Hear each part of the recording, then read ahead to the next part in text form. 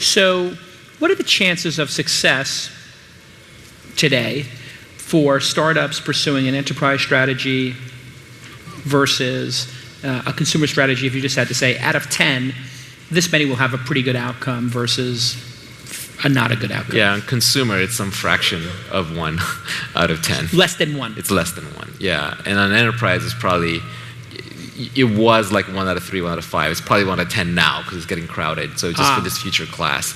But that said, entrepreneurial ventures fail all the time. Most of my companies failed. I actually started 7 companies, and I've launched about 40 or 50 projects over my career. And AngelList is the first one that I would truly say is product market entrepreneur fit for me and might succeed down the road. Right? So it's a low hit rate over your career, but you only have to be right once. It's like your relationships. You only get married to one person, right? Or it's like what you study in school. There's only one set of things you study that stuck with you that you made a career out of. So you only have to be right once or twice. And so you just keep trying, just keep iterating, flow with it, stay open. It helps if you have an arc or a theme through your life, like people like Evan Williams, I think, are always like hammering on the same problem. Publishing. Micro-publishing or easy publishing on the web. And so he just keeps hammering the same problem, so he just gets better and better and better at it. So it helps if you have sort of an arc or a bent to your life and you're not just hopping from sphere to sphere or project to project.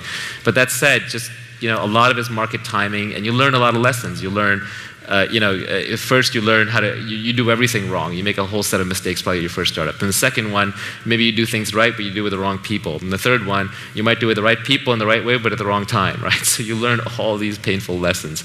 And some of it is just dumb luck. How many years did it take you to get to Angel Hack? How long have you been professional? AngelList, rather, to be been a professional. I started early for my generation, but back then everyone used to start startups later.